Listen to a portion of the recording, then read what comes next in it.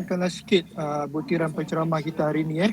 Okey, nama beliau adalah Encik Muhammad Khairul Arifin bin Nukhairuddin.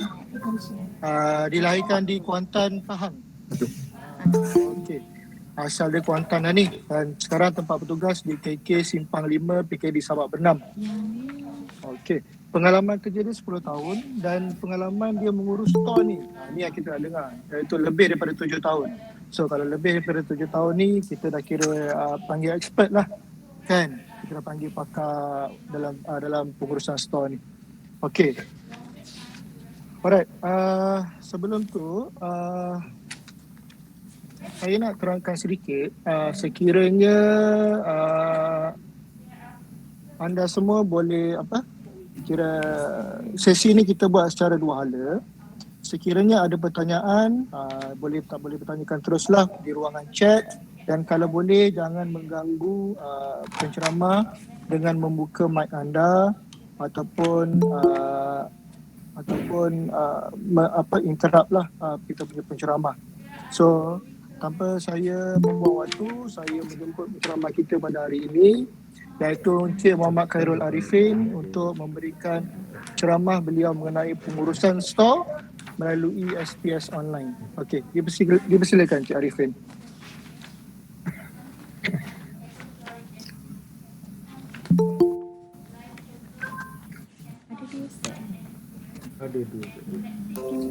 Ya, Assalamualaikum dan selamat petang.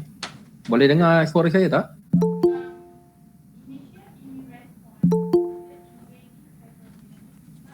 Boleh. Boleh Kita dengar dengan jelas. Okey, baik. Okey, alright. Okey, jadi saya memulakanlah saya punya tajuk CME pada hari ini, iaitu nak menerangkan tentang pengurusan store kerajaan. Alright. So saya harap semua dapat dengar dengan jelas ya.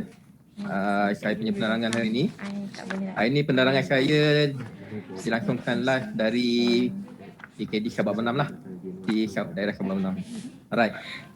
Jadi untuk membicarakan tentang pengurusan store, kita perlu jelas kat sini bahawa kita perlu menguruskan store kita dengan keadaan yang baik. Sebab utamanya adalah dia terletak di dalam satu perkeliling yang khas, iaitu perkeliling pembendaharaan tahun 2018. Sememangnya kita memang perlu menguruskan store kita dengan keadaan yang baiklah. Baik dari segi kemas, tersusul, dan senang orang kata memudahkan kita dalam menguruskan kita punya peralatan. Alright?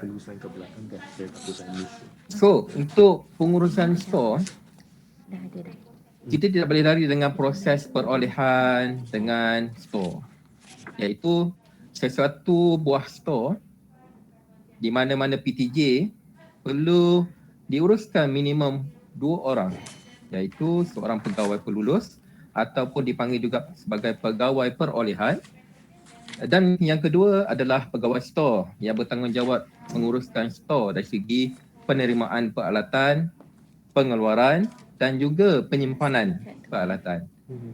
Tapi ini terpulang kepada PDJ masing-masing sekiranya ingin meletakkan pegawai lebih daripada 2.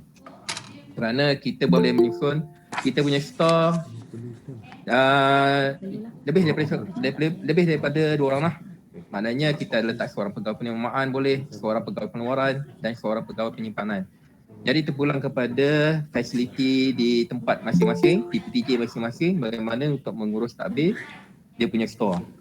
Dan pegawai-pegawai di dalam pentadbiran store dan juga perolehan ni perlulah mempunyai satu interaksi antara satu sama lain, di mana pegawai pelulus atau pegawai perolehan ni dia punya tugas dia adalah membuat perolehan dari segi reagen, consumable dan peralatan-peralatan di makmal.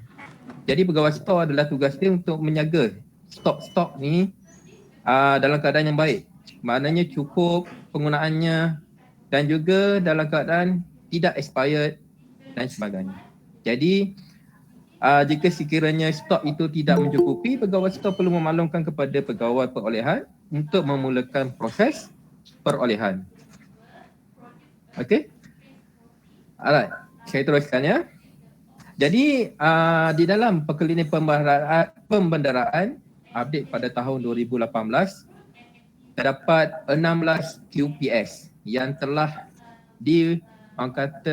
telah diguna pakai. Ada 16 kat sini yang biasanya kita guna pakai adalah QPS 1 iaitu borang penerimaan barang-barang, daftar stok iaitu QPA 3. Dan kemudian untuk borang permohonan stok iaitu QPA 7. Selain itu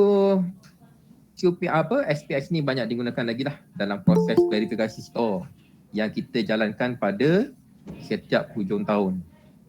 Selain daripada itu juga ada kata laporan iaitu QPS 14 di mana menentukan kadar kesingan stok untuk satu-satu store. Okey, nanti kita akan lihat sepanjang kursus ni dilangsungkan lah. Right. Jadi pengurusan store menggunakan sistem komputer ni sebenarnya dah lama. Saya ingat saya pada tahun 2016 lagi telah diadakan satu kursus dan kemudian mewakilkan bahawa semua PDJ perlu mengguna pakai. Namun ada banyak masalah dari segi penggunaan sistem dan sebagainya. Jadi sekarang ni pihak atasan di bahagian MOF, sebab kita punya store ni berdirect terus dengan bahagian MOF, bahagian Kementerian Kewangan. Jadi kita perlu guna pakailah sistem SPS ni. Saya tahu ada banyak PTJ yang masih belum guna ataupun baru nak mula nak guna dan berhadapan dengan banyak juga kesulitan sebabnya sistem pada diorang maybe sistem ni baru untuk DJ masing-masing. Jadi itu satu cabaran lah bila kita nak memulakan untuk mengguna pakai SPS. Tapi sepanjang saya menggunakan SPS ni, dia sangat banyak membantu dari segi kita menguruskan kita punya store dan pada saya dia lebih mudah lah. Okay. Jadi setiap jabatan, setiap ketua jabatan di PTJ perlu menentukan pegawai yang perlu untuk diberi capaian. Jadi dia ada surat lantikan khas lah kerana setiap PTJ itu ketua jabatan yang akan mengarahkan siapa pegawai yang bertanggungjawab untuk menguruskan dia punya store. Okey. Jadi pihak kementerian atau jabatan juga hendaklah menggunakan SPS ni kerana ia telah dibangunkan oleh Pembenaran Malaysia iaitu bahagian Kementerian Kewangan. Okey. Jadi di Kementerian Kewangan ni bahagian MOF iaitu kita selalu guna email dia SPPA.treasury iaitu kita punya pusat rujukan lah di mana kalau kita nak memohon sesuatu kod stok yang baru untuk peralatan ataupun reagen yang baru, kita perlu merujuk kepada pusat rujukan ni. Okey.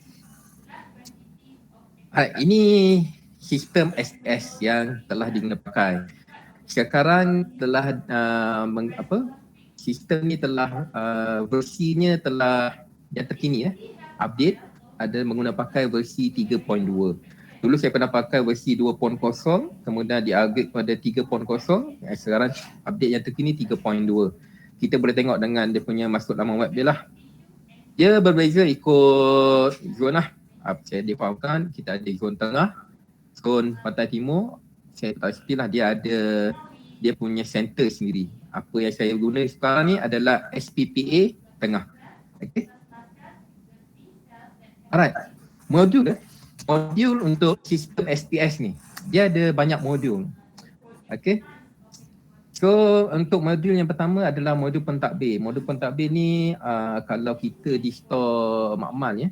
Okay, di store makmal ni kita tak guna pakailah modul pentadbir. Kerana modul pentadbir ni adalah untuk modul yang untuk admin lah. Di mana dia akan mengurus tadbir tentang pendaftaran store, pelantikan pegawai dan sebagainya. Biasanya ni di bahagian pejabat pentadbiran di PTJ masing-masing. Kemudian model pengurusan kawalan kod. Yang ini di MOF. Okay, di bahagian SPPA. di mana mereka lah yang bertanggungjawab dalam pendaftaran kod stok. Kita tak boleh nak daftar kod stok ni sebarangan. Kita boleh mohon. Okay? Ada borang yang tertentu. Okay? Ada borang yang tertentu diguna pakai dan kita akan emailkan kepada mereka untuk pertambahan kod stok. Alright.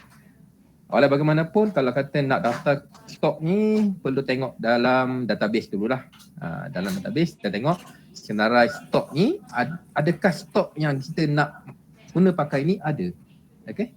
Alright, so integrasi SPA iaitu modul untuk antara imigrasi, sistem SPS dan juga SPA. Okay, jadi sistem SPS ni berkait rapat juga dengan sistem SPA. Okay. Okay, kemudian modul bekalan dan kawalan. Modul kawalan dan bekalan ni ini banyak kita guna pakailah, iaitu untuk kegunaan bahagian bekalan dan kawalan. Di mana kita ada proses penerimaan, proses kawalan di mana kita menyimpan dan sebagainya. Sehinggalah stok ini dikeluarkan untuk stor-stor unit yang lain. Okey, nanti kita akan terangkan tentang stor jenis-jenis stor yang ada. Jenis stor utama, stor pusat dan stor unit. Okey, nanti saya akan terangkan ya. Alright, seterusnya modul terimaan stok. Okey, modul terimaan stok ni sebenarnya satu modul yang mana kita menerima stok yang telah dibeli. Okey. Di mana selepas proses perolehan peralatan tu diterima di makmal ataupun di store, kita terima, maka kita perlu menjalankan modul penerimaan stok. Kita perlu buat penerimaan di sini. Selepas buat penerimaan, kita ada modul simpanan stok di mana kita perlu menyimpan stok ni. Di mana kita kena simpan, dia ada kod untuk kod simpanan stok.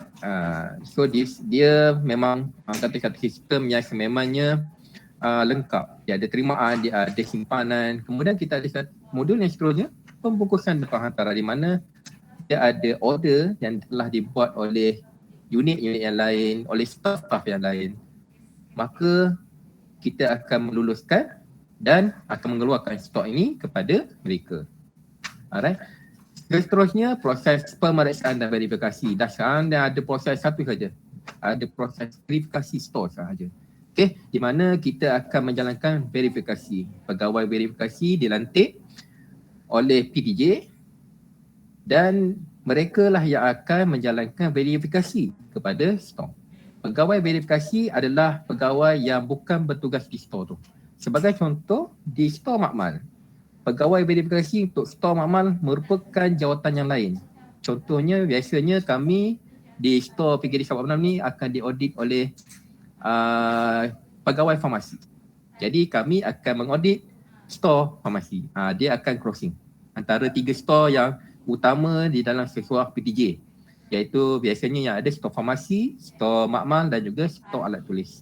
So kita akan menjalankan crossing antara 3 stor yang utama. Okey. Jadi proses verifikasi ni panjanglah. Jadi segala-galanya dibuat menggunakan sistem SPS. Alright. Seterusnya ini modul yang pada saya tak pernah menggunakannya, iaitu pelupusan dan kehilangan. Setakat ni tak ada lah pula menggunakan proses modul pelupusan dan kehilangan. Tapi kita ada tata caranya. Kena berhubung dengan pegawai store dan aset di PKD. Bagaimana proses untuk melakukan pelupusan dan juga kehilangan. Dia ada jawatan kuasa yang perlu ditubuhkan untuk mengesahkan tentang pelupusan dan kehilangan ni. Okay, dia ada modul dia ada proses dia. Sebenarnya pelarasan pun sama. Sebab untuk proses pelupusan dan kehilangan serta pelarasan ni perlu melibatkan ketua jabatan. Ketua jabatan perlu membuat kelulusan untuk proses ni. Tapi proses ni agak panjang lah untuk diterangkan.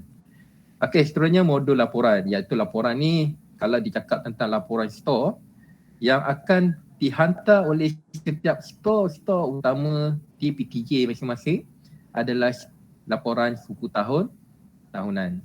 Itu laporan kadar pusingan stok. So ini dah masuk bulan 8, so bulan 9 nanti akan hantarlah kita laporan kepada JKN masing-masing untuk laporan kadar pusingan stok untuk suku tahun yang ketiga. Okay. So seterusnya modul permohonan stok.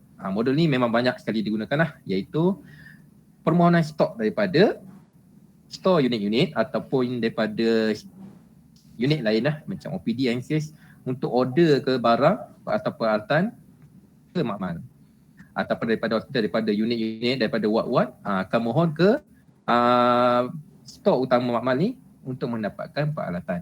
Jadi semuanya menggunakan sistem online. Okey, ini definisi store saya rasa tak perlu nak terangkan lagi, iaitu tempat penerimaan, rekod dan sebagainya lah. Itu adalah satu definisi store lah. Ini store dalam keadaan yang sangat baik, terkemas, susun, mudah dicapai dan kita senang nak cari apa yang peralatan yang kita nak, mudah sekali untuk kita akses. Ini yang kita nak store macam ni. Okay, store adalah segala peralatan yang ataupun reagen yang kita beli, yang kita guna pakai untuk operasi dan juga penyelenggaraan. Maknanya segala apa yang kita guna pakai adalah dinamakan stok. Okay. Ini iaitu kategori store. Right? Kategori store yang terdapat dalam kita punya definisi di dalam Perkelinipan Penmadaraan ni, iaitu 3 store yang utama. Iaitu yang pertama dinamakan sebagai store pusat. Yang kedua store utama. Dan yang ketiga, store unit. Right. Ini carta oleh organisasi lah. Okay. Nak membezakan bagaimana store utama, pusat dan juga store unit. Untuk makmal kita berada di store utama. Okay. Tapi kita ada juga makmal-makmal yang kecil. Yang mana dia menyimpan peralatan dia sikit je untuk penggunaan dia. Sebagai contoh di daerah saya, store utama adalah di KK Simpang 5. Tapi kita ada juga 7 KK yang kecil yang lain yang memohon peralatan di store utama di Simpang 5. Jadi mereka akan memohon peralatan di store utama. Mereka dipanggil sebagai store unit. Store pusat ni adalah satu store yang besar. Biasanya contohnya adalah seperti Pusat Bekalan Farmasi Negeri Sabah ataupun Makmal Ubat dan Store Sarawak ni. Okey. Maknanya dia adalah satu store yang besar yang akan mensupplykan peralatan kepada store utama. Jadi store utama ni pula adalah store yang akan membekalkan peralatan ataupun barang kepada store unit. Okey. Jadi contoh-contoh store utama okey. Nanti saya akan tunjukkan contoh-contoh store utama lah. Alright. Seperti alat tulis, farmasi, makmal. Nanti ada pembahagian dari segi contoh-contoh store utama. Alright. Ini maksud store pusat, store utama, okey. Dan juga store unit seperti apa yang telah saya terangkan tadi lah. Okey, jenis store. Okey, ini jenis store yang utama yang berada di Kementerian Kewangan Malaysia. Okey. Kementerian Kewangan, silap pula saya. Di Kementerian Kesihatan Malaysia. Okey. Yang pertama adalah store farmasi ataupun dipanggil sebagai store perubatan. Yang kedua store sajian. Yang ketiga store alat tulis. Yang keempat store makmal. Yang kelima store peralatan pergian. Yang seterusnya store bahan cetak. Dan seterusnya store vektor. Biasa kalau di peringkat PTJ seperti PKD, kita mempunyai store yang utama, store makmal, store alat tulis dan juga store farmasi. Okay. Alright. Ini store unit pula. Okay. Contoh-contoh store unit ni kita boleh gambarkan seperti store unit makmal yang lebih kecil, di mana mereka hanya menyimpan untuk penggunaan diorang sahaja. Penggunaan di KK tersebut sahaja. Okay. Bagi seperti yang lain adalah store di klinik, ward, makmal yang kecil tadi. Okay. Dispensary, domestik dan juga unit-unit yang kecil. Okay.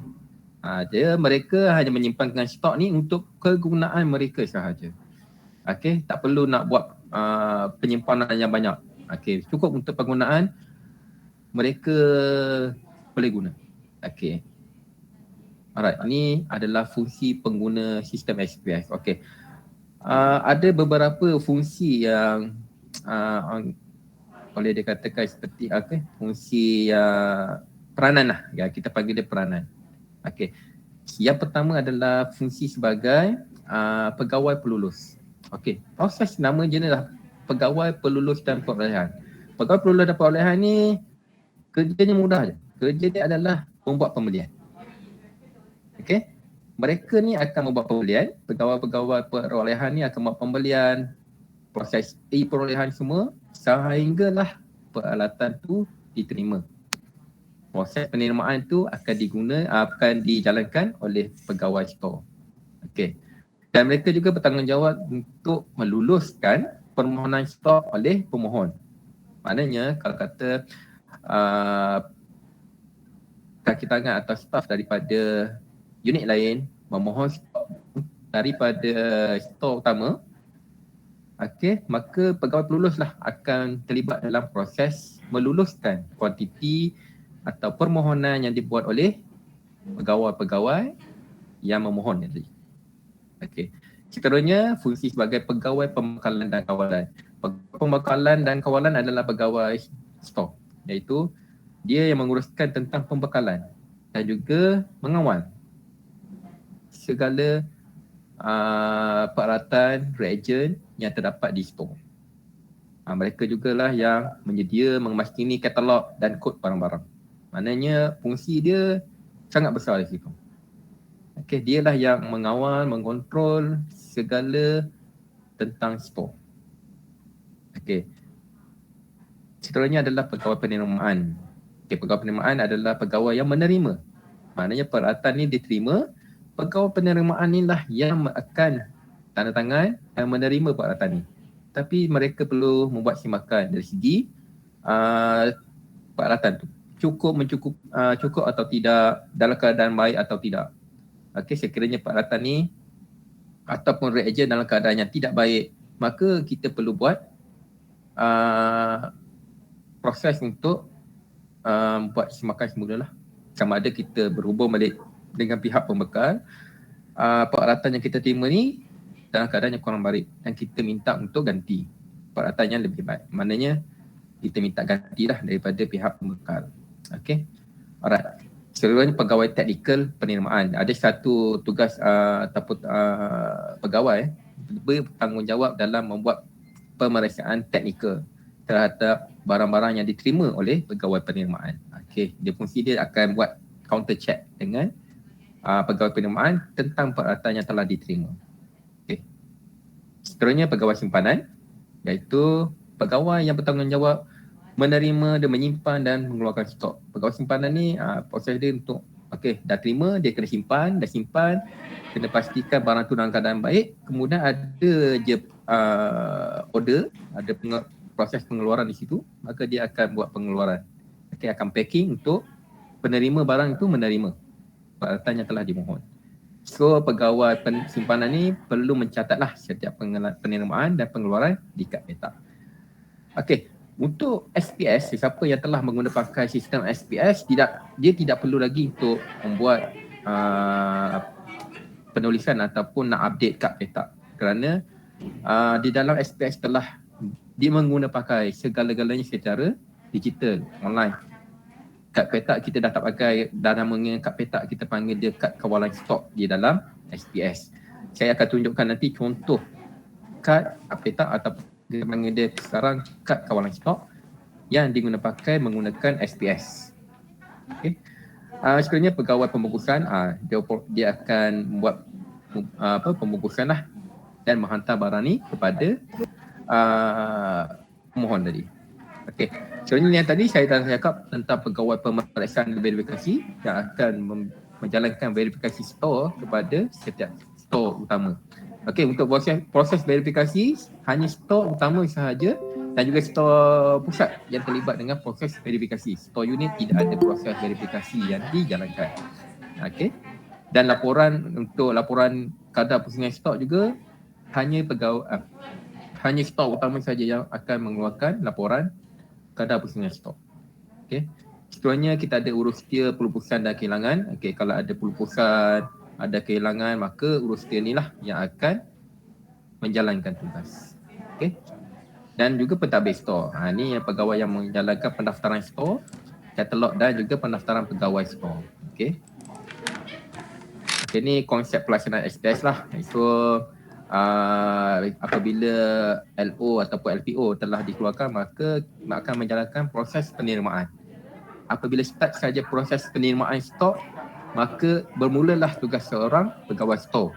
Dia kena pastikan penerimaan dalam kuantiti yang cukup, perlu menyelenggara atau memastikan peralatan ni atau reagen dalam keadaan yang baik, simpan di tempat yang orang kata simpan di tempat yang sesuai dengan reagen. Kalau reagen perlu disimpan dalam peti, maka disimpan di dalam peti. Kalau reagen perlu disimpan dalam suhu bilik, maka disimpan di suhu yang bilik. Okey. Jadi mengikut kepada keperluan ataupun kata keadaan sesuatu penyimpanan stok ni. Alright. Jadi proses yang lain seperti pengurusan stok, kawalan rekod stok, kewangan, pemeriksaan dan sebagainya. Inilah proses-proses yang akan dijalankan oleh seorang pegawai stor di makmal.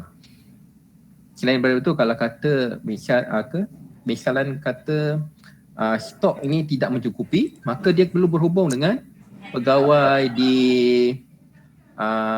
pegawai perolehan tadi untuk membuat pembelian yang baru. Okey. Ini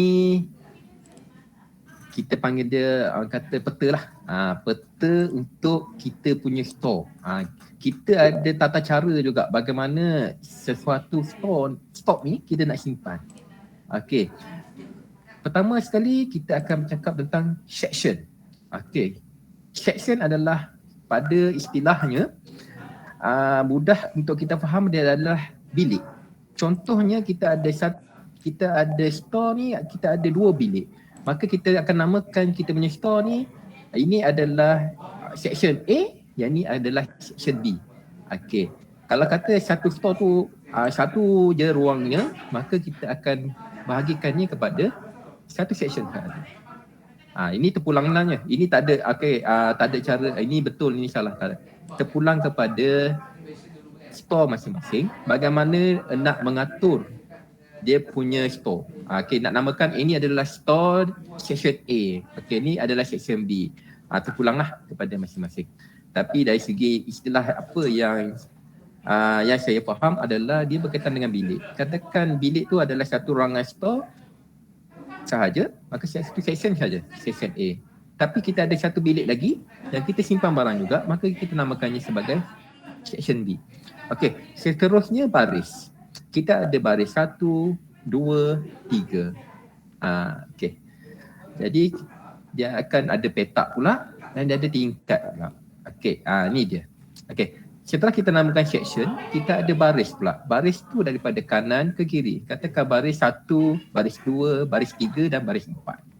Bila ada baris 1, 2, 3, 4 pula, kita tengok peralatan pula. Di baris 1 kita ada rak. Okey, ada rak 1, ada rak 2, ada rak 3. Kemudian ada rak, kita ada tingkat pula. Tingkat 1, tingkat 2, tingkat 3. Daripada bawah ke atas. Warna merah ni ya. Okey, warna merah ni. 1, 2, 3. Kemudian kita ada petak pula. Kita ada petak daripada 1, 2 dan 3. Kenapa nak terangkan ni? Sebab kita ada bacaan kod. Ini dia bacaan kod untuk lokasi penyimpanan. Okey, kalau dalam SPS kita ada nama situ section A, B1, R1, 0101. Jadi inilah cara kita nak mencari kita punya peralatan. Kita baca section dulu. Okey, ada section A, kemudian ada baris 1. Kemudian di baris 1 kita ada rak. Kita ada rak 1. Kemudian tingkat berapa? Tingkat 1. Kemudian ada petak 1. Inilah cara kita nak buat pemetaan. Okey, di dalam kita punya store. Proses pemetaan ni sangat penting. Ketika kita nak mendaftarkan kita punya stok di dalam kita punya senarai katalog stok di dalam SPS. Jadi dia perlu ada kod lokasi penyimpanan. Tapi sebenarnya memang kod lokasi ni fleksibel, terpulang kepada store masing-masing bagaimana mereka nak laksanakan dia punya kod dia. Okey. Saya tak boleh kata okey kena ikut cara ni. Terpulang pada tempat masing-masing. Okey. Alright. So untuk pendaftaran stok ada soalan kan? Ada soalan nanti dekat ujung ya. Saya tak perasan ni kalau ada soalan. Okey, saya teruskan sampai habis. Nanti kalau ada soalan barulah kita akan ada soal jawab nanti ya. Alright. Okey, untuk pendaftaran stok Okey, untuk pendaftaran stok kita perlu mendapat dulu di dalam knowledge base untuk cari kita punya stok tu ada ke tidak di dalam senarai knowledge base.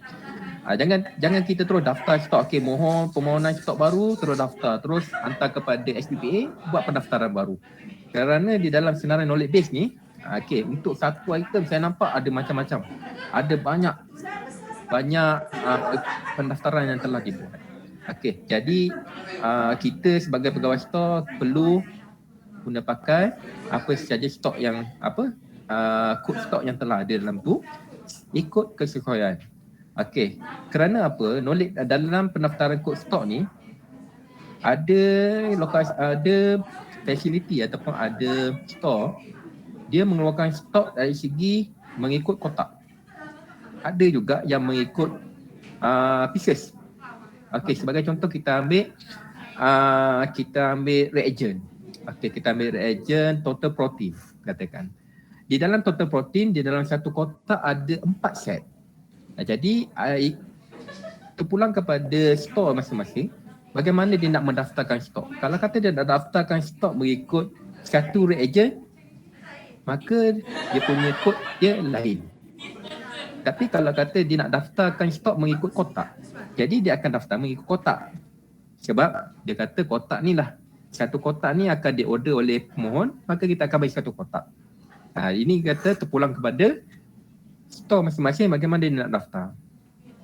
Okey, sebab tu peralatan ni ada banyak di dalam store, dalam sistem knowledge base ni, dalam database utama.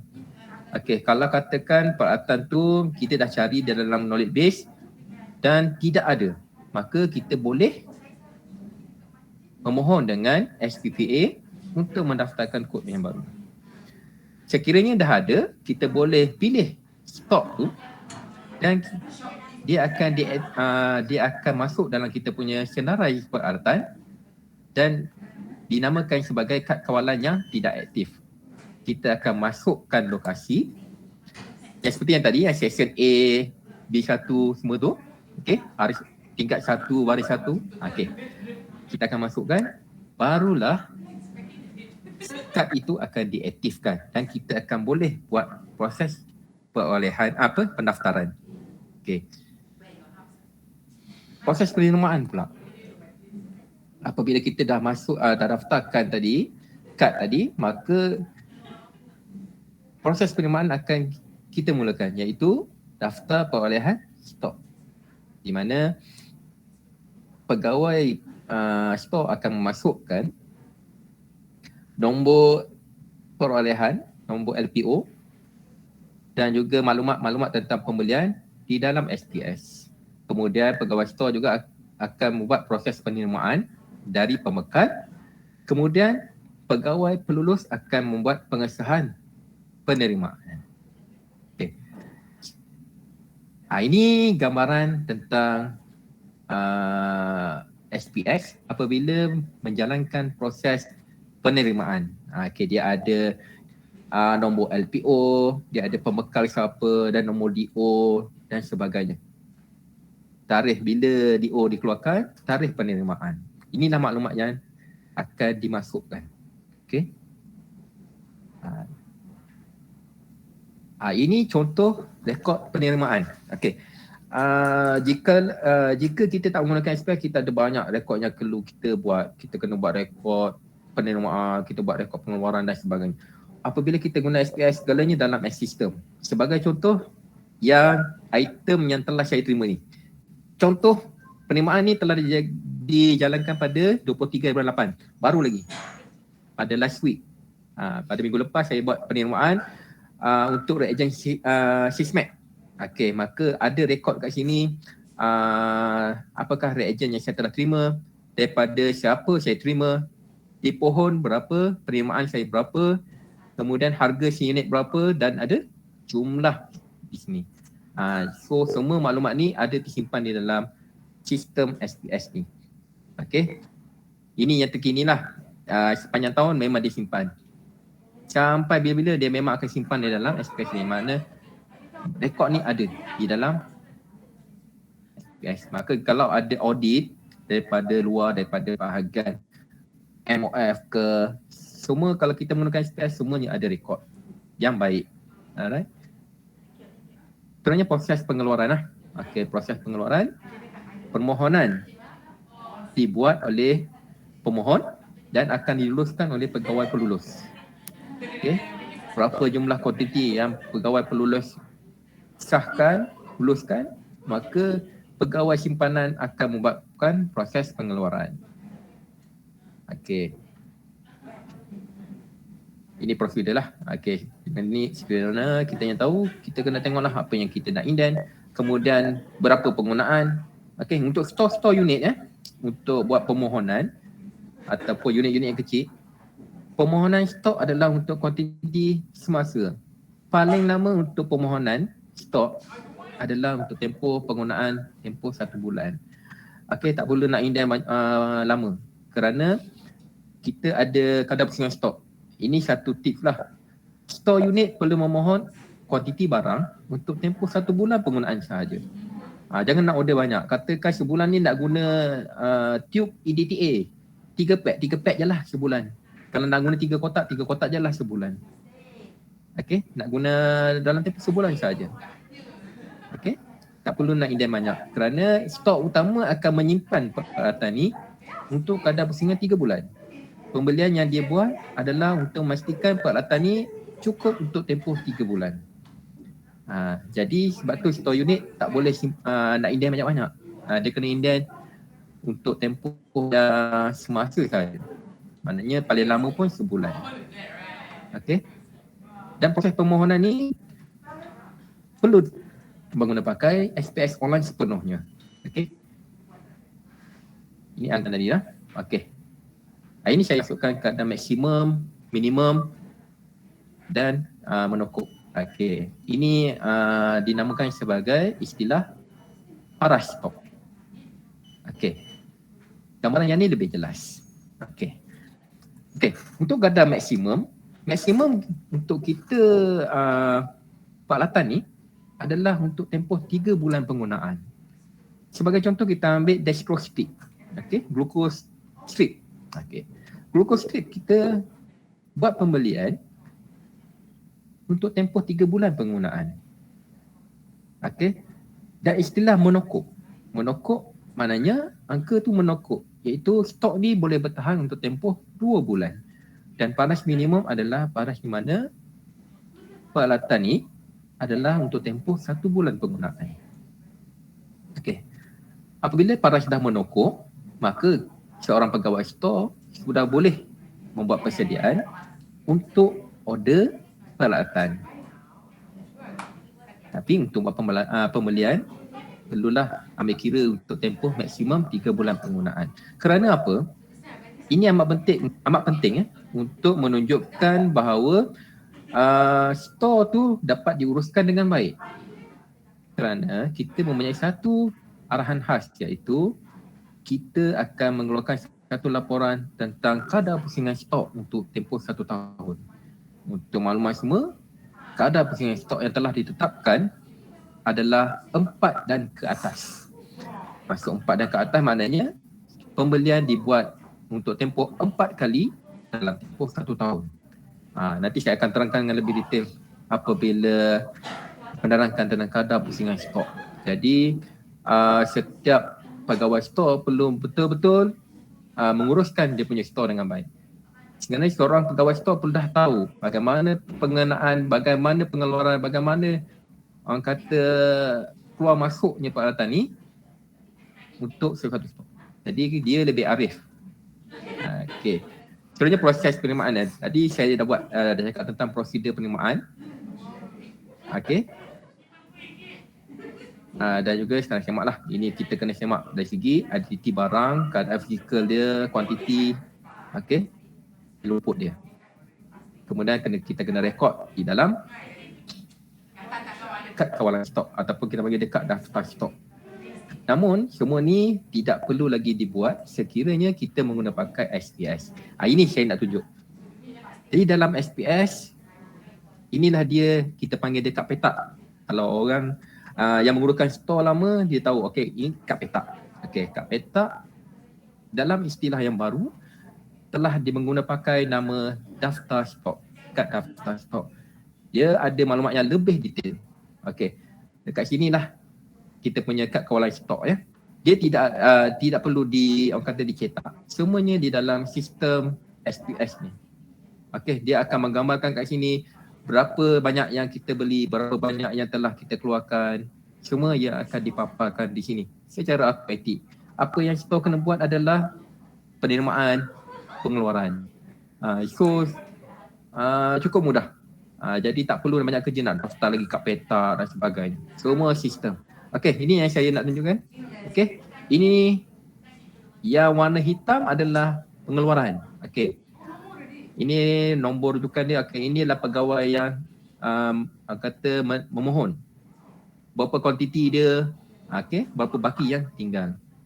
Ini pegawai pelulus. Nama kat sini Nurul Nadia dengan saya. Saya sebagai pegawai store kat sini. Okey. Yang nombor warna merah ni adalah penerimaan. Iaitu ada nombor LPO kat sini dan nama company yang kita buat pembelian dan juga kuantiti. Semua dicatatkan di dalam kawalan stok ni.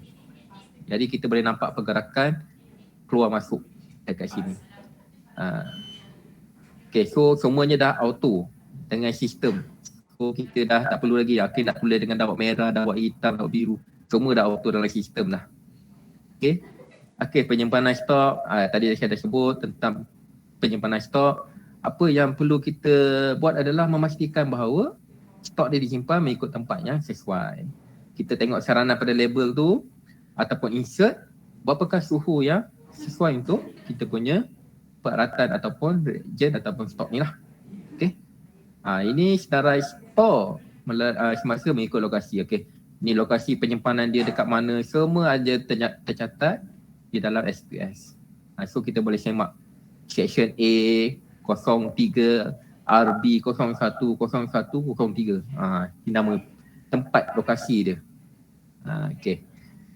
Semua ada dalam SPS. Ini ada senarai penuh tentang semua stok dan serta lokasi yang ditempatkan di dalam SPS. Kemudian kita ada dalam SPS ni juga ada merujuk satu lagi laporan iaitu laporan tarikh luput. Semuanya ada di dalam SPS ya. Kita dah masukkan semua rekod penerimaan. Ada dinyatakan kat situ. Okey, tarikh luputnya bila? Berapa lagi tempoh hayatnya? So kita boleh tahu kat sini. Okey, reagen ni akan tamat, akan expired lagi 8 bulan. So ada berapa kuantiti? Ada 10 lagi. Maka 10 ni akan expired pada bulan 4. So kita dah boleh dah boleh tahu kat sini bila reagen ni dah expired. So kita boleh tahu okey yang ini dah expired. Okey, yang ini nama lagi. Yang ini dah lagi 8 bulan. Oh ini lagi 2 bulan lagi nak expired ni. So kita dah tahu daripada sistem SPS ni. Okey. So suhu penyimpanan, okey, seperti biasa semua dah tahu tentang suhu penyimpanan kita, iaitu negatif 20 untuk freezer. Kita ada 2 hingga 8. Kita ada juga cold place iaitu tak melebihi 8. Okey, satu lagi room temperature lah, 15 hingga 30. Semuanya kena pastikan kita tengok dalam insert ataupun pada kotak sesuatu reagen tu. Alright. Ini tentang kadar pusingan stok. Okey. Kadar pusingan stok untuk 1 pp yang lama, okey. Untuk pengurusan stok yang lama adalah 2 dan ke atas. Okey. Jadi yang baru kita dah guna pakai 4 dan ke atas. Maka 4 dan ke atas adalah pengurusan stok yang efisien dan baiklah. Jadi kita kena capai 4 dan ke atas. Kalau tak capai 4, maka kita kena buat kata jawapan. Kita kena disoal kenapa tak boleh capai 4. Okey. Sebab tu stok perlu diuruskan dalam keadaan yang baik, mengikut kesesuaian stok masing-masing, mengikut kuantiti yang kata sesuai dengan masing-masing. Okey, ini cara untuk membuat pengiraan kadar pusingan stok. Okey. Jumlah nilai stok pengeluaran tahunan dibahagikan dengan baki nilai stok pada akhir tahun lepas ditambah dengan baki nilai stok akhir tahun semasa dibahagi 2. Okey. Sebagai contoh, ya kita ambil inilah. Sebagai contoh, kita punya nilai tahunan pengeluaran kita adalah 44,000. Kita bahagikan dengan 5,000 ditambahkan dengan 8,400 dibahagikan 2. Maka kita dapat 6.66. Okey, tapi kalau dah guna pakai SPS, dah canggih dah kan? Tak payah dah kita nak buat pengiraan auto dalam sistem. Ini saya punya store live. Saya punya store sekarang dah capai 2.36. Live kadar pusingan stok. Di store utama PKD Sabak Benam. Tarikh cetakan 28/8. Baru lagi saya cetak. Okey, ini yang terkini lah. Kadar pusingan stok. Okey. Okey, saya punya bos ada kat depan. Depan saya sendiri, bos saya. Saya punya U32. Okey, kita ada kat sini laporan berapa jumlah kita dapat penerimaan sepanjang tempoh semasa lah sampai sekarang. Berapa dah nilai kita. Kenapa kita kena uruskan stok dengan baik? Tuan-tuan tengok kat sini, berapa nilai kita buat penerimaan. 506,000. Bayangkan kalau stok-stok yang lebih besar, stok utama kat hospital, daerah yang lebih besar, berapa juta. Sebab tu kita kena uruskan stok kita dengan baik. Sebab kita main dengan duit kerajaan yang besar. Alright. Okey. Ini korang verifikasi stok. Yang ini untuk tahun lepas, tahun 2021, saya punya store juga. Saya ambil contoh saya punya store. Ini proses verifikasi lah. Siapa yang bertugas sebagai pegawai store dah berapa tahun, maybe dah tahu. Setiap tahun kita akan buat proses verifikasi store. Maka proses verifikasi ni memang kalau saya sendiri, ada je verifikasi store, demam lah. 1 minggu tak boleh nak buat apa.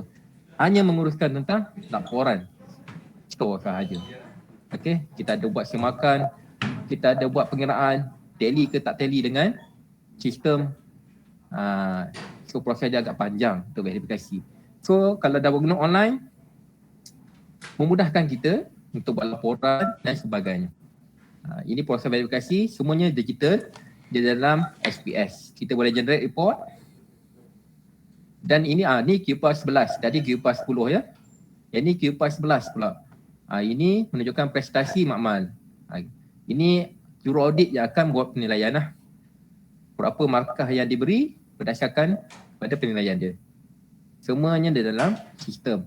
Dan apabila dia masuk dalam sistem, maka akan keluarlah sijil verifikasi store.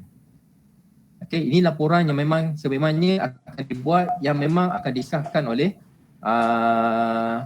ketua PDJ dan akan di-upkan di negeri masing-masing, di JKN masing-masing. Okey. Alright.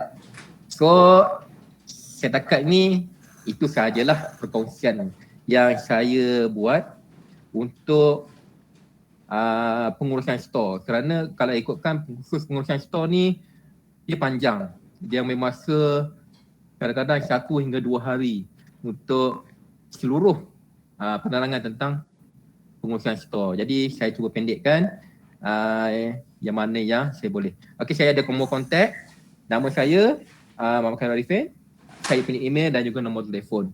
Sebarang masalah boleh kontak, boleh message saya di talian ini ataupun email untuk kita, maybe kita boleh bincang. Maybe kita boleh kongsi pendapat. Bagaimana untuk kita nak menguruskan store ataupun berkongsi pendapat bagaimana nak selesaikan satu masalah di store masing-masing. Jadi saya sudi berkongsi. Okey. Jadi saya rasa itu sahaja daripada saya. Seterusnya saya serahkan balik kepada moderator. Maybe kita boleh tengok soalan-soalan di dalam kita punya chat ataupun nak tanyakan soalan. Okey, baik. Terima kasih Encik Muhammad Khairul Arifin. Ya betul, kalau ikutkan store ni bukan sehari dua punya apa, bukan sejam 2 jam punya kos dia boleh makan sampai 3 hari punya kos ni pengurusan store. Ya betul. Sebab dia berkenaan dia saling related dengan store dengan perolehan. Ya betul. So bila ada perolehan mesti ada store, dan kalau store tak tak diurus dengan baik, maknanya perolehan pun takkan diurus dengan baik. Okay. So, bila saya tengok pada chatbot tu tadi Encik Arifin, ada 3 soalan yang saya collect. Satu adalah dia ada tanyakan, dia cakap macam ni, kad petak masih digunakan di macam bos dia suruh gunakanlah kad petak tu dekat klinik untuk diaudit. Jadi macam mana nak guna full sistem ni kalau still kad petak tu digunakan? Alright. Saya pernah ada pengalaman lah macam ni. Pernah juga diaudit oleh bahagian MOF. Saya dengan saya punya bos, punya dia 232 tentang sistem SPS daripada MOF diri ada turun. Sebenarnya kalau kita dah guna pakai sepenuhnya sistem SPS dari segi pengeluaran, penerimaan, everything kita dah gunakan SPS, sebenarnya kad petak dah tak perlu dia guna pakai. Kerana seorang pegawai store ada banyak pula, ada macam pada saya lah, ada istilah tambahan pula. Nak buat, nak isi kad petak, kemudian kita nak update dari SPS. Kalau pada saya lah, ada tambahan kerja pula. Tapi itu belang lah, kalau kata dia nak dia pegawai store, yang bertanya soalan kalau dia pegawai store, dia masih nak buat dan tulis kad petak, kemudian dia akan update juga dalam SPS. Itu pulang lah. Tapi pada saya dekat Sabak Bernam ni, di store utama saya tidak ada kad petak. Kerana everything dah ada di dalam SPS, everything kita boleh tunjuk sebagai bukti kepada auditor kita guna pakai SPS. Sebab saya sendiri sebagai auditor juga, auditor dalaman di PKD Sabak Bernam, dan memang selalu berhubung dengan pegawai-pegawai daripada Sirim. Sebenarnya SPS sudah memadai. Sebab segala-galanya dah ada dalam SPS, kad petak dan sebagainya. So cukup kalau kita menggunakan pakai SPS sahaja. Tapi itulah, saya tak boleh kata you must guna kad petak. Itu saya tak boleh nak kata lah. Itu terpulang pada pegawai store tu. Pada saya tak perlu. Sebab kita dah ada segalanya dalam sistem. Boleh ya? Okey. Alright. Yang keduanya pula. Yang kedua soalan dia, berapa lama tempoh untuk mendapatkan kelulusan bagi permohonan baru untuk cold stock? Permohonan baru lambat. Puan Atika Idris ya. Macam inilah. Saya pun tak boleh nak kata dengan spesifik sebab prosesnya adalah kita akan menghantar email kepada pegawai di SPPA. Kita ada email kat situ, SPPA Treasury. Kita boleh email. Maklum balas tu saya pernah dapat dalam tempoh yang tak lama. Dalam tempoh 1 minggu tak sampai dah dapat kod stok yang baru. Jadi kita kena update lah. Kalau kata tak dapat lagi, maka kita kena cuba hantar email lagi sekali. Ataupun kontak dengan pegawai melalui email. Email rasmi memang sppa.treasury tu. Memang kita kena berhubung kat situ lah. Untuk permohonan kod stok. Boleh kita teruskan dengan soalan seterusnya. Yang ketiga daripada laboratory KKS. Dia cakap macam ni. Di dalam sistem SPS, reagent dan consumable tidak diasingkan. Jadi macam mana nak asingkan laporan stok reagent dan consumable tu? Sebab duit reagent dan consumable tu kan asing. Betul. Saya jawab ya. Saya tahu tentang sistem SPS ni sememangnya pernah diajukan. Sekejap. Boleh tutup sekejap. Boleh tutup tak? Siapa yang buka mic ni boleh tutup sekejap ke? Puan Atika ya. Alright. Terima kasih. Saya jawab tentang ni. Sememangnya menggunakan SPS mengikut pentadbir sistem sekalipun, mereka memang tidak ada satu pengasingan dari segi duit ni adalah duit reagent, ini adalah consumable. Tiada pengasingan di dalam SPS. Pernah diajukan oleh beberapa pegawai store yang sememangnya daripada store makmal lah. Dia pernah diajukan kepada pentadbir. Jadi untuk proses nak buat laporan pembahagian reagent dan consumable ni sememangnya tak boleh berpandukan kepada SPS sajalah. Macam contoh saya dekat sini, kita berhubung dengan farmasi menggunakan ABC analisis juga. Okey, SPS adalah satu panduan untuk saya buat laporan kepada pegawai farmasi. Tapi kita kena ada juga macam pengasingan diri sendirilah, bagaimana kita nak rekod untuk hantar laporan dari segi pembahagian reagen dan consumable tu. So kita still kena buat manual lah. Maksudnya kena juga. Pada saya kat sini pun masih guna manual lah. Memang tidak ada satu penambahbaikan dari segi nak asingkan consumable dan juga reagen. Cuma apa yang dah baik dari segi yang tadi lah, kita boleh uruskan kita punya store lebih baik menggunakan sistem. Cuma pengasingan duit tu ada satu masalah kat situ. Pernah diajukan lah kepada pentadbir sistem. Okey, faham. Okey, kita open pada peserta-peserta yang lain sekiranya ada soalan. Boleh buat open mic tapi seorang-seorang ya. Jangan buka ramai-ramai. Okey. Ada ke? Kat sini ada soalan tentang ada tak cara paling senang nak cari item di dalam knowledge base. Betul. Okey. Okey. Kalau saya pernah cari menggunakan try cari gunakan nama item yang sebutlah contoh macam Konto Plus yang kita guna pakai kontrak baru untuk pembekalan diagnostik punya meter, glukometer. Item tu memang tak ada dalam knowledge base. Jadi saya dah mohon untuk pendaftaran kod stok. Jadi kita akan guna pakai dengan orang kata perkataan ataupun yang nama reagen tu lah. Type je nama reagen tu, kalau ada di dalam senarai knowledge base maka ada. Okay. Tak ada cara yang mudah pun sebenarnya. Itulah cara yang biasanya saya gunalah di dalam nak mencari item dalam knowledge base. Okay. Ada lagi soalan lain? Okay, so kita open. Siapa-siapa yang ada soalan boleh buka mic dan boleh tanyalah kepada Encik Arifin, presenter kita. Ada apa-apa lagi pertanyaan ke?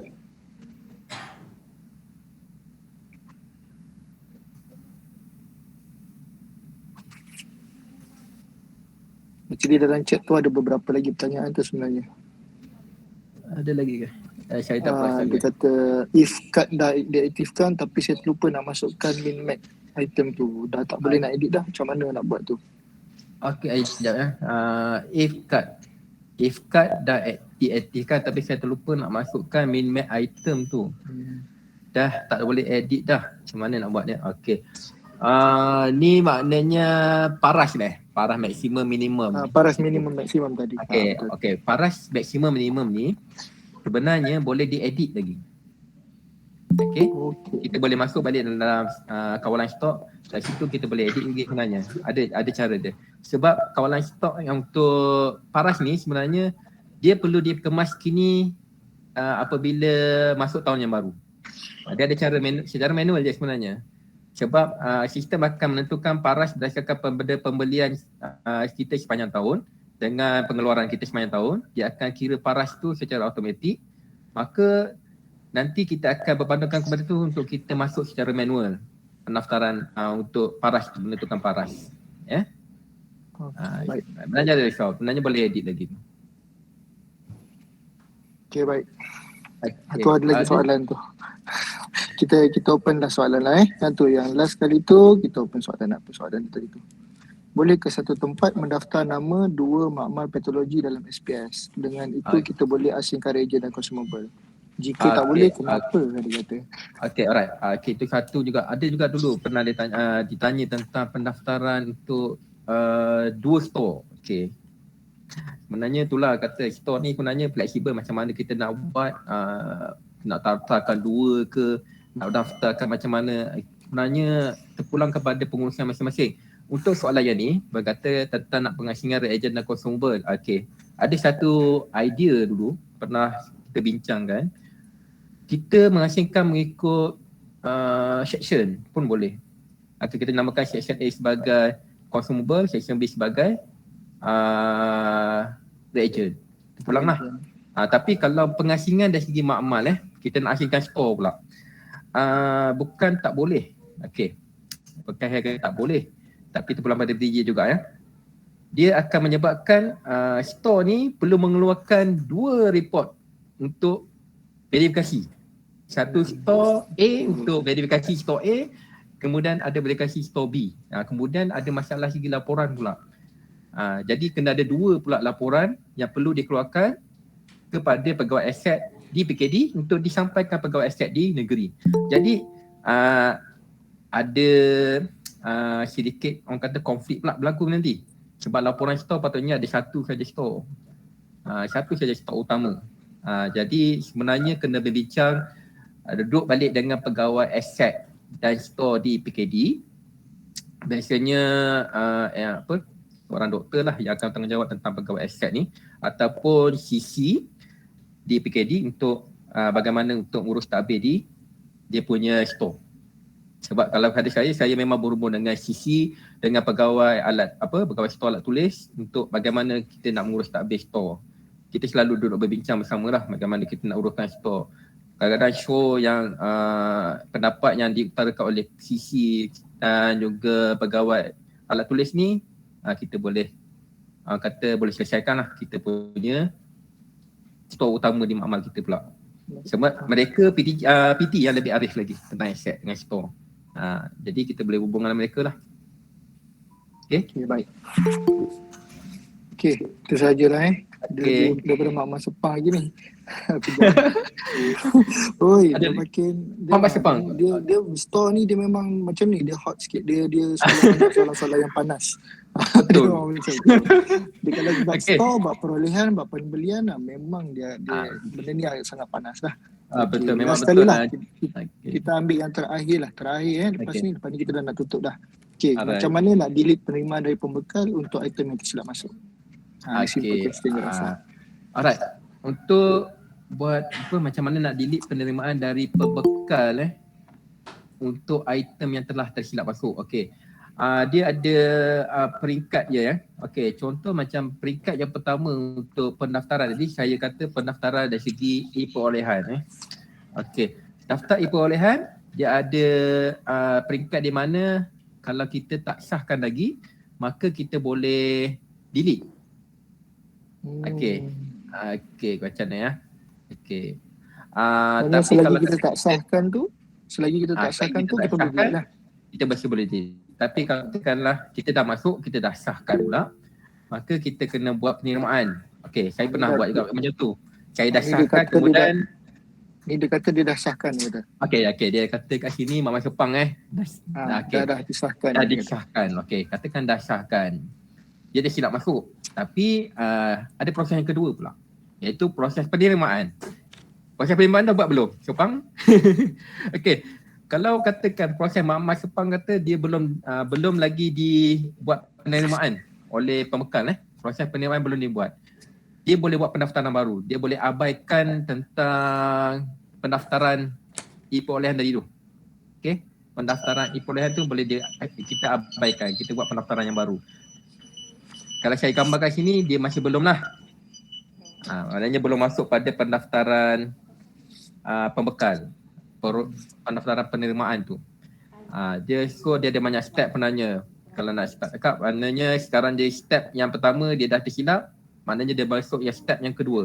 Step kedua kalau dia belum buat, kita boleh abaikan yang dia dah daftar, dia akan buat pendaftaran EP yang baru, kemudian masukkan yang baru. Yang tu kita kosongkan je lah, abaikan. Okay. Pak Hayat pun ada pernah buat tersilap, saya abaikan je. Kita tahulah. Tak perlu buat apa-apalah yang lama tu. Di mana kita masukkan yang baru tu lah. Sebabnya dia selagi dia tak masuk dalam penerimaan, maka dia masuk dalam kad petak. So dia proses sampai EP tu sahaja. So tak apa, kita boleh buat yang pendaftaran yang baru, kita akan buat penerimaan yang baru gunakan yang pendaftaran EP yang baru tu. Okay, faham. Okey, saya rasa setakat itu sajalah. Okey, saya nak ucapkan jutaan terima kasih kepada Encik Muhammad Khairul Arifin kerana sudi memberi perkongsian yang amat padat. Ini pun dah ringkaskan dengan Encik Arifin lagi padat juga. Panggil panjang kita. Okey, saya pihak organisasi nak mengucapkan terima kasih banyak-banyak di atas kesudian Encik Muhammad Khairul memberi sedikit perkongsian tentang tata cara pengurusan stor kerajaan ni. Okey, terima kasih banyak Cik Arifin. Alright. Okay, Okey, terima kasih semua. bagi semua peserta webinar ni, okey, ini adalah first time ataupun jolong-jolong kalinya kita adakan untuk webinar ni. Jadi ada yang tak dapat masuk ke link ni pun dan disebabkan kita ada limited space. Jadi kami nak memohon maaf. InsyaAllah kita akan buat penambahbaikan untuk mengatasi masalah space lah ni. Okey. Lagi satu, pihak organizer ingin mohon maaf bagi rakan-rakan yang tak dapat masuk disebabkan kita ada limit space. Okey, link kehadiran sebelum tutup ni, link kehadiran ada pada chat box, nanti boleh isi. And then nota pun saya dah share pada link dekat chat box ini juga, boleh ambil. Dan itu sajalah saya mengucapkan jutaan terima kasih kepada semua peserta dan kita akan buat lagi insyaAllah. Mungkin kita akan ada pengurusan stor kedua atau pengurusan stor bilangan ketiga. Okey, disebabkan hari ini dapat sambutan yang tinggi, insyaAllah kita akan ulang lagi untuk khusus ataupun webinar-webinar yang lain. Okey. Dengan itu saya tutup majlis ini dengan jutaan terima kasih kepada semua peserta dan harap kita boleh berjumpa lagi pada next webinar. Okey. Assalamualaikum warahmatullahi wabarakatuh dan selamat petang.